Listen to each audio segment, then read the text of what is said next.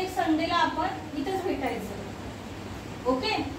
आणि काय करायचं, सगळ्या आरत्या, श्लोक आणि जप हे सगळं बोलायचं. आणि या आज काय गुरुपौर्णिमा आहे, बरोबर की नाही. गुरुपौर्णिमा म्हणजे काय असतं, गुरूंचा दिवस असतो. तसंच 365 दिवस हे गुरूंचेच असतात, पण एक खास दिवस असतो की ज्या दिवशी आपण गुरूंना फूल देतो, गुरूंना नमस्कार करतो. बरोबर. आपले सगळ्यात पहिले गुरु कोण, आई आणि वडील. बरोबर. का म्हणून कोणी सांगेल. आपल्याला चांगल्या रस्त्यावर चांगला मार्ग दाखवतात. अजून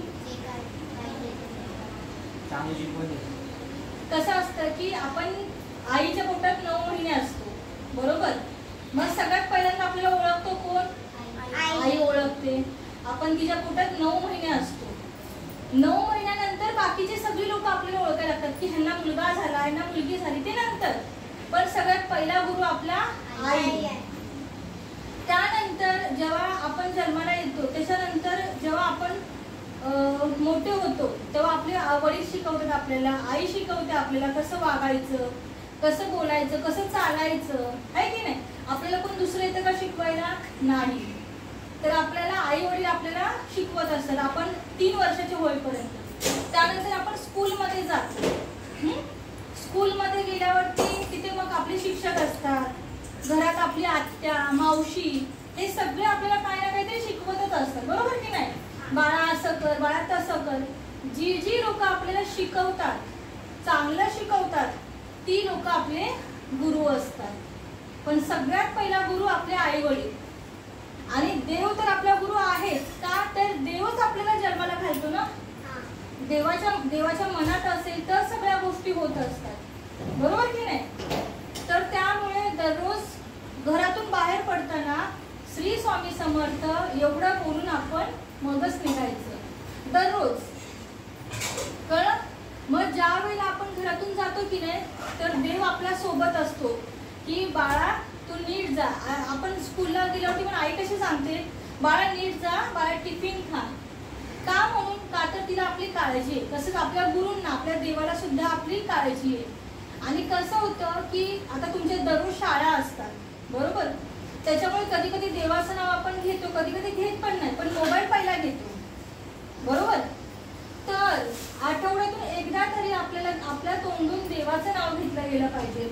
आता अर्थ कितवीला आहे, 8वीला, स्वरा 3रीला, सारी तू 6वीला आणि तू 4थीला, ही 5वीला. मग आता कसं तुम्हाला मोबाईल तर सगळ्यांना माहिती आहे. बरोबर आहे. पण आठवड्यातून एक दिवस आपण फक्त 1 तासच काढायचा आपल्यासाठी पण आणि देवासाठी पण. बरोबर. आपल्यासाठी कसा, तर आता काय काय, हिला डान्सची आवड आहे, साईला ड्रॉइंगची आवड आहे. बरोबर. मग काय आवडतं तुला, क्रिकेट आवडतं. पण दुसरं असं बसून खेळण्याचं काय आवडतं, म्हणजे बसून ड्रॉइंग किंवा लिहायला आवडतं. बरोबर ना. तर अर्थला माझ्या चेस आवडतं. बरोबर. दीदीला चित्रकला म्हणजे ड्रॉइंग आवडतं, आहे की नाही. तर अशा काय काय हॉबीज असतात. तर आपण काय करायचं माहिती का, इथे भेटलो की नाही, पहिल्यांदा आरती, नंतर मग देवाचं प्रार्थना करायची, नंतर आपण 1 माळा जप करायचा. त्याच्यानंतर तुम्हाला जे आवडते की नाही ते आपण खेळती खेळायची. बरोबर. हे कशासाठी, तर तुम्हाला एक आवड निर्माण व्हावी आणि देवाचं नाव आपल्या तोंडून घेतलं जावं. तर आता उद्यापासून पहिला काय करणार तुम्ही, घरातून जाताना श्री स्वामी समर्थ बोलून मगच घराच्या बाहेर पडायचं. ओके. आणि आपण दर रविवारी इथं भेटणार, पण टाइम मी तुम्हाला सांगेन कधी भेटायचं. तर आज आपण किती वाजता, 6 वाजता भेटलो. नेहमी लक्षात ठेवा, 5:45 वाजता आपण स्टार्ट केलं. बरोबर. नेहमी लक्षात ठेवायचं की आपण रविवारी 6ला भेटणार आहोत. पण माझा थोडासा प्रोग्राम असल्यामुळे दुसरा, मी 6चं टायमिंग तुम्हाला सांगेन आपण पुढच्या रविवारी कितीला भेटतो. पण एकही रविवार आपण चुकवायचा नाही. स्वामी समर्थांचा जप करायला चुकायचं नाही. आलं लक्षात. आवडतं की नाही सगळ्यांना असं. आणि मेन आपण काय करायचं, जे आता आज गुरुपौर्णिमा आहे, पुढच्या वर्षी जेव्हा गुरुपौर्णिमा येणार की नाही, पुढच्या वर्षीची नाही, पुढच्या वर्षीची गुरुपौर्णिमा, तोपर्यंत मी चेक करणार की कोण ऍब्सेंट राहतंय आणि जे पूर्ण पुढच्या त्याला माझ्याकडून बक्षीस असणार आहे. ते मी ठरवणार काय द्यायचं देणार. मुलगा मुलगी कोणी. हा आता जिया आज आली नाही तर आपल्या बिल्डिंग मध्ये जी मुलं असते ना तुमच्या एवढी छोटी 10वी पर्यंतची कोणी सुद्धा ती फिरते कुठे कुठे तिला पण बक्षीस द्यायचं. तर तुमच्या सगळ्यांमध्ये आता आपल्या बिल्डिंग मध्ये अजून कोण मुलं आहेत ती बघा. मग आपण काय करायचं ह्या रविवारी तुम्ही 4 आहे बरोबर. पुढच्या रविवारी पासून आपण एक टार्गेट ठेवायचं की पुढच्या गुरुपौर्णिमेपर्यंत किती मुलं होतात आहे आणि सगळे रविवार कोण येतात. एक रविवार ऍबसेंट राहिला की त्याला दुसरं कमी बक्षीस बरोबर. ते मी बनवणार ऍबसेंटीचं आणि तुमचं कॉम्पिटिशन पण मी घेणार. आता तुला ड्रॉइंग आवडतं की नाही तर अजून कोणाला तरी ड्रॉइंग आवडतं ना. ती पहिल्या माळ्यावरची ती आहे बघ श्रेयाला ड्रॉइंग आवडतं. मग तुमच्यात मी ड्रॉइंगचं पण कॉम्पिटिशन देणार सगळ्यांना. मग त्याच्यातून आपण नंबर काढायचे कळलं. अजून काय काय आवडतं ते आपण खेळ खेळायचे सगळं जशी तशी काढायची. प्रॅक्टिस केल्याशिवाय काय होणार आहे का नाही. आणि सगळ्यात महत्वाचं एक तुम्हाला सांगू आपण जेव्हा स्वामी समर्थांचा जप करत असतो की नाही तर कधी कधी बघा आपल्याला असं म्हणजे असं वाटतं का की आपण 10 मिनिटं बसून शांत बसावं आणि स्वामी स्वामी बोलावं नाही वाटत. पण तेच अर्धा तास मोबाईल म्हटले की आपण लगेच घेऊन बसतो. असं का होतं माहितीये तुम्हाला. ऍडिक्शन तर आहेच पण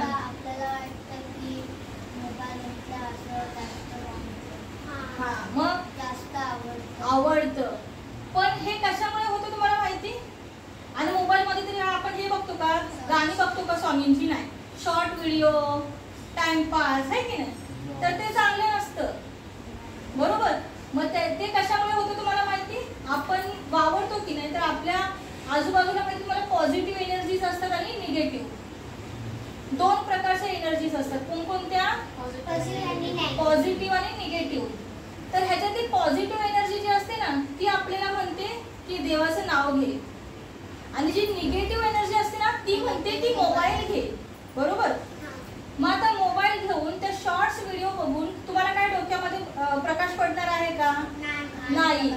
हा मग ते जर तुम्ही 10 मिनिटं बसून शांतपणे स्वामींचं नामस्मरण केलं ना की आपलं मन आहे ना माइंड आपलं मेंदू तो शांत एकाग्र होतो. आपण जेव्हा अभ्यास करतो ना तुम्ही कधी ऑब्झर्व केला असेल अभ्यास करताना की नाही आपल्याला हे आठवत नाही देव आठवत नाही तिथे. अरे मी हा व्हिडिओ आज बघितला नाही मी तो व्हिडिओ नाही बघितला अरे मी हा गेम नाही खेळला हे आपल्याला आठवतं बरोबर. तेच तुम्हाला हे नाही आठवत की मी आज स्वामींचं नामस्मरण नाही केलं. हे कशामुळे होतं निगेटिव्ह एनर्जी आणि पॉझिटिव्ह एनर्जी. आणि निगेटिव्हला कधी पण आपण मारून टाकायचं असतं आणि पॉझिटिव्हला नेहमी आत्मसात करायचं असतं. म्हणजे आपण तशा प्रकारे आपण वागायचं असतं पॉझिटिव्हली बरोबर. कधी कधी आपण जेव्हा गेम खेळतो गेम खेळताना काय होतं की 1 2 3 नंबर काढले जातात बरोबर. तर पहिल्या वेळेला काय होतं आता तुमची शाळा चालू झालीच बरोबर. गेम वगैरे चालू होणार होतं सगळ्यांचे स्पोर्ट्स वगैरे बरोबर झालेच चालू. मग आता काय होतं माहितीये का की पहिल्या स्पोर्ट्स मध्ये ना समज तू ह्याच्यामध्ये पार्टिसिपेट केलं रनिंग मध्ये तर स्वराचा आला 3रा नंबर. स्वराचा काय होणार जरा अक्षर होणार शिट माझा 3रा नंबर आला. पण ते सुद्धा फर्स्ट येण्यासाठी न हारता अजून मेहनत करून जर तू केलंस ना स्वरा तर तू रनिंग नंतर तू दुसरा खेळ असेल तुझा खो खो असेल समज तर तू खो खो मध्ये फर्स्ट पण येऊ शकते फुटबॉल मध्ये फर्स्ट येऊ शकते. ते जर तू हारली की नाही शिट मला येतच नाही काय मी करणारच नाही मग काय होणार तू 0 बनणार. कोणताही गेम असू दे त्याच्यासाठी आपण नेहमी विचार कसा करायचा असतो पॉझिटिव्ह. नेहमी पॉझिटिव्ह माइंडने राहायचं. निगेटिव्ह कधीच आपल्या डोक्यामध्ये येऊन द्यायचं नाही. आणि तुम्हाला माहिती मी हे का केलंय रविवारचं तुमच्यासाठी असं वेळ द्यायचा.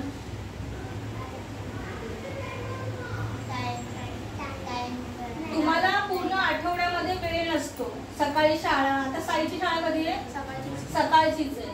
कीरची सकाळी आहे तुमच्या दोघांची सकाळी आहे. पण स्वराला यायला वाजतात 4.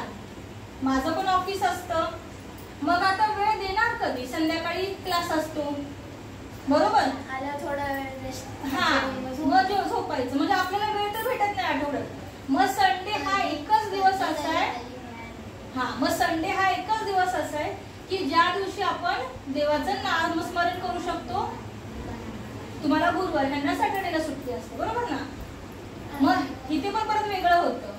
फर्स्ट आणि थर्ड सॅटर्डे चालू असतं. अच्छा, असं पण आहे. मग त्याच्यामुळे कसं होतं की आपल्याला पूर्ण आठवडाभर नाही जमणार. आणि घरी पण काय होतं, प्रत्येकाच्या मम्मीला, आता साईच्या मम्मीला पण घरी जेवण असतं, घरातलं काही ना काही काम असतं, ट्युशन असतं.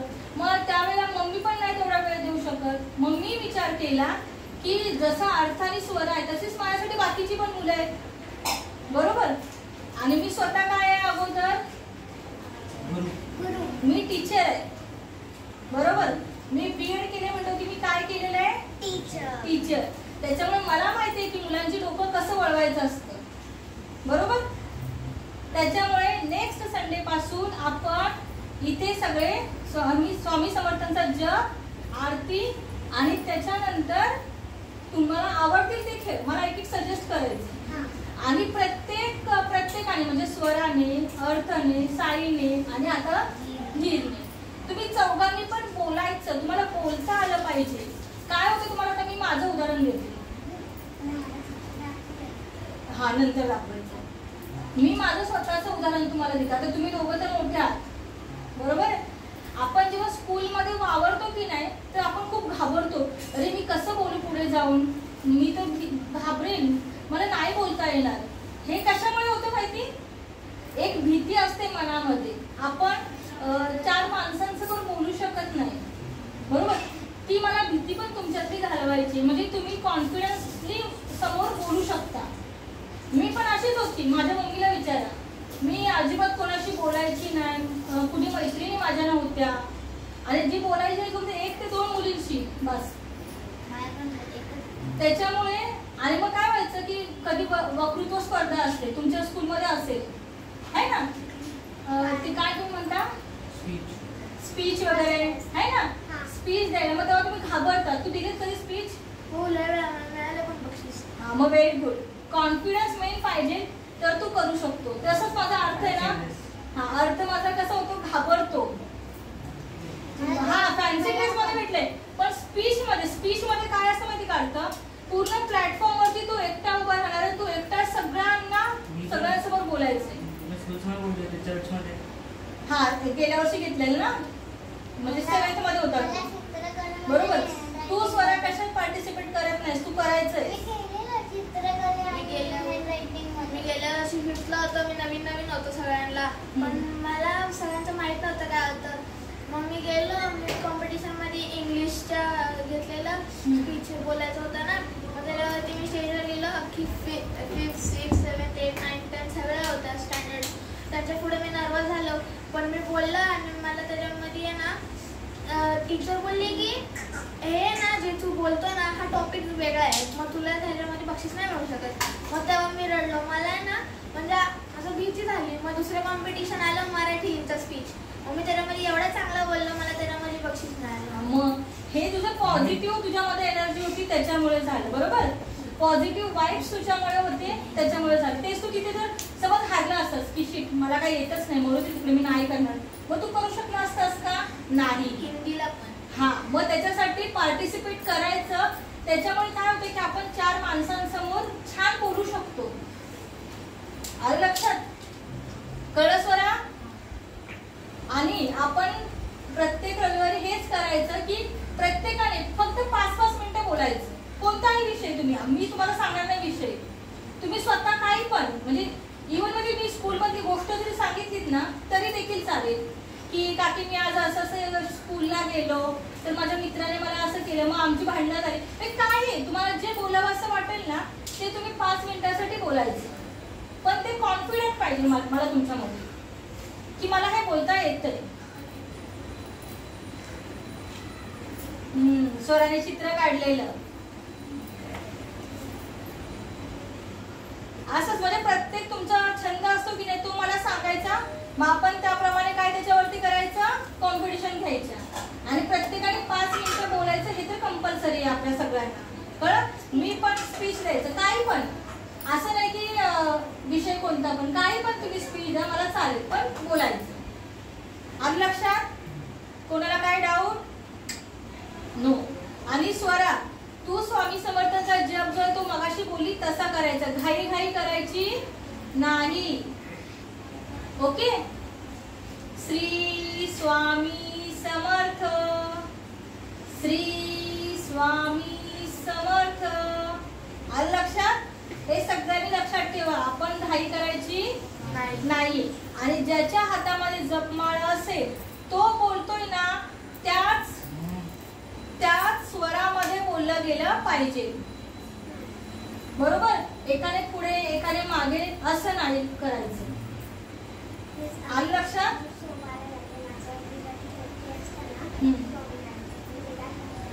हा. आणि जोरात बोलायचं. आपला जो आवाज आहे ना तो लावून पाहिजे नेहमी. कळलं? आणि एक सगळ्यात महत्वाची गोष्ट, तुला मम्मीच्या मोबाईलवरती त्या आरत्या पाठवते. कळलं? मी झेरॉक्स काढून आणेन, मग ते वाचायचं. म्हणजे तुमचं पाठ झालं ना की मग काय टेन्शन नाही. ओके? आवडलं सगळ्यांना? आता पुढच्या रविवारी आपण किती वाजता भेटणार आहोत ते मी सांगते. 6ला नाही, मी त्याच्या दुपारचं घेईन. मी दुपारचा क्लास असतो ना सकाळचा, रविवारी सकाळचा असतो ना, मग दुपारी आपण थोडे दिवस दुपारी घेऊ, कारण माझा मंगळागौरीचे प्रोग्राम आहेत ना, मग त्याची प्रॅक्टिस असते संध्याकाळची. म्हणजे संध्याकाळी म्हणजे 4 ते 6 समज असेल, तर मग मी उशिराने घेऊया. आपण 8 ते 9 घेऊ. मग ते तुम्ही तसं घेताय बैठकी? हा, तसं. आम्ही लहान होतो ना रे, त्यावेळेला ना काय मम्मी ते होतं, कलावती आईंचं होतं ना, तेव्हा असायचं कलावती आईंचं, म्हणजे त्यांचे श्लोक वगैरे. मग त्यावेळेला काय व्हायचं की मुलं सगळे एकत्र जमायचे. आता आमच्या कोल्हापूरला कसं होतं माहिती तुला, स्वामींचा मठ आहे. आता आपल्या इथे जवळपास कुठेच मठ नाहीये, मग आपण कुठे जाणार? दादरला आहे, वह्याला आहे ना, लोकमान्यनगरला आहे, ठाणे स्टेशनला आहे, पण तेवढ्या नाव आपण जाणार का सांग? मग मला कसं वाटलं की आपण आपल्या इथेच का होईना, कुठे बाहेर न जाता आपल्या जवळच आपण स्वतः बोलायचं. बघ, आपण जिथे बसू किंवा तिथे मंदिर तयार होते. तर आता पुढच्या रविवारी आपण भेटणार आहोत. बरोबर?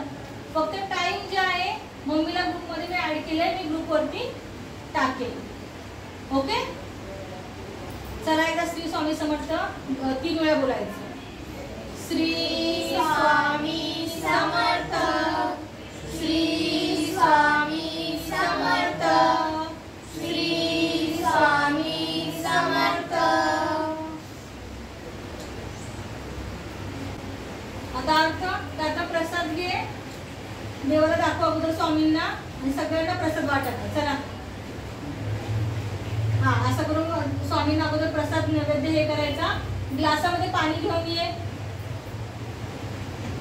स्वामींना मुजरा कसा करायचा आता ते स्वरा आपल्याला दाखवणार आहे. स्वामींना पहिल्यांदा आपला अंगठा आणि अंगठ्याच्या बाजूचं बोट ते एकत्र घ्यायचं. हां, त्याच्यानंतर 3 वेळा स्वामींना मुजरा करायचा आहे. 1 2 3. त्यानंतर खाली आपलं नाक घासायचं आणि स्वामींना नमस्कार करायचा. अशा प्रकारे आपण दर रविवारी नाही तर दररोज स्वामींना असा मुजरा करायचा आहे.